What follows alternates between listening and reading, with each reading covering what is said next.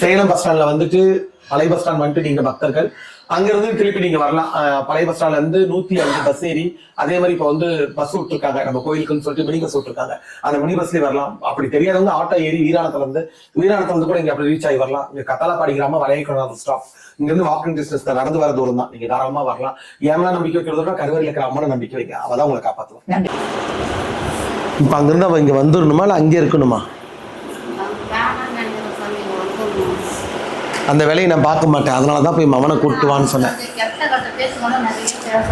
கெட்ட பேச்சு பேசுறான், கேவலம் படுத்துறான்.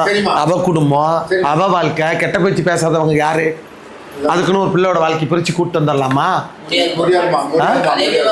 பிரிக்கிற வேலையை நான் பார்க்கவே மாட்டேன். தலைகீழ குட்டிக்காரன் அடிச்சா கூட பிரிக்கிற குடும்பத்தை பிரிக்க மாட்டேன். சேர்த்து வைக்க சொல்லு, திருத்தி தர சொல்லு, நான் சேர்த்தி தரேன். ஆனா பிரிக்கிற வேலையை பார்க்க மாட்டேன். கணவன் மனைவி பிரிக்கவே மாட்டேன். தாயும் பிள்ளையும் பிரிக்க மாட்டேன். ஒரு குடும்பத்தை கெடுக்கணும்னா கெடுக்க மாட்டேன். எனக்கு இது பிடிக்கவே பிடிக்காது. இப்படின்னா வாக்கில் நான் காசு தூக்கி போறேன், எடுத்துட்டு போயிட்டு எங்க போய் கேட்கணுமோ அங்க போய் கேட்டுக்கோ.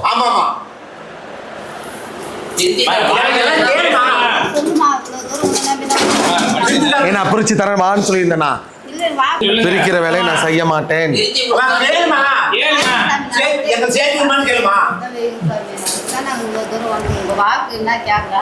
சாமி வந்து உங்களுக்கு நல்லதான் செய்யும், கெட்டது செய்யாத. ஒரு கெட்டது செய்யணும் செய்யாது சாமி.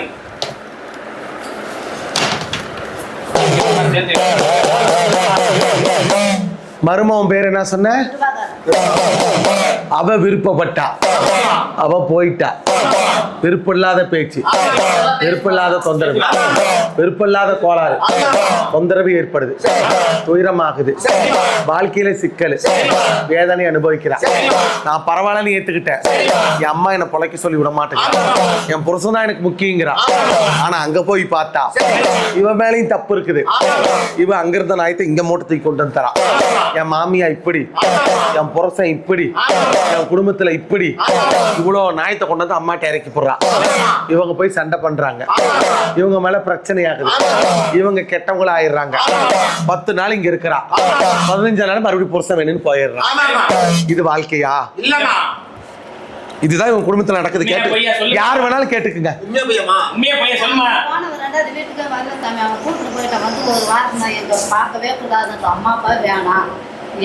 எதுக்கு ஒண்ணு பார்க்க வேணாங்கிறான்? என்ன காரணம்? அது நான் சொல்றது எதுக்கு ஒண்ணு வேணாங்கிறான்? தெரியல. உனக்கு கல்யாணம் ஆயிடுச்சா? எப்ப கல்யாணம் சொல்லி? எப்ப கல்யாணம்? நான் கேட்குற கேள்விக்கு பதில். எப்ப கல்யாணம்? எப்ப பண்ணிக்குவேன்? 28 வயசுல பண்ணிக்குவேன். 29லயே பண்ணு, 30லயே கூட பண்ணிக்கோ. நீ கல்யாணம் பண்ணிட்டு வந்து உன் பொண்டாட்டி உன் அம்மா இருக்கக்கூடாது. உன் அம்மா வீட்டை விட்டு துரத்து. நான் மட்டும்தான் இந்த வீட்டுல இருக்கணும். உன் பொண்டாட்டி சொன்னா உன் அம்மாவை துரத்தி விட்டுருவியா? அப்ப உங்களுக்கு ஒரு நியாயம், அவளுக்கு ஒரு நியாயமா? மருமவனை கண்டா உங்களுக்கு அவளை கேவலமா போச்சா? மருமவனை கண்டா உங்களுக்கு அவளை கேவலமா போச்சா? நீங்க ஆட்டி படைக்கலாம் மருமவனை, யாரும் கேள்வி கேட்க கூடாது. மருமகனா பார்க்க கூடாது. நம்ம வீட்டுக்கு வந்த மகனா பார்க்கணும். நீ அவனை பார்த்தாவே அப்படி பொறு நிக்கிற.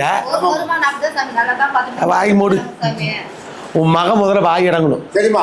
இங்க நாயத்தை அங்க சொல்லக்கூடாது, அங்க நாயத்தை இங்க சொல்லக்கூடாது. சரி, அப்படி புருஷன் வேணாங்கிறவ எங்க அம்மா தான் வேணும். அவன் நின்றுக்கணுமா? நின்றுக்க கூடாதா? ஏன் கூப்பிட்டோன்னு ஓடி போயிட்டா? அதான் தப்பான், வேற எதுவும் தப்பு இல்லையா? அவங்கள பிரிக்க மாட்டேன். 2 பேரும் சேர்ந்து பொழைப்பாங்க. கொஞ்ச நாளைக்கு நீங்க அவங்க கிட்ட பேசாதீங்க. அட பாரா, மறுபடியும்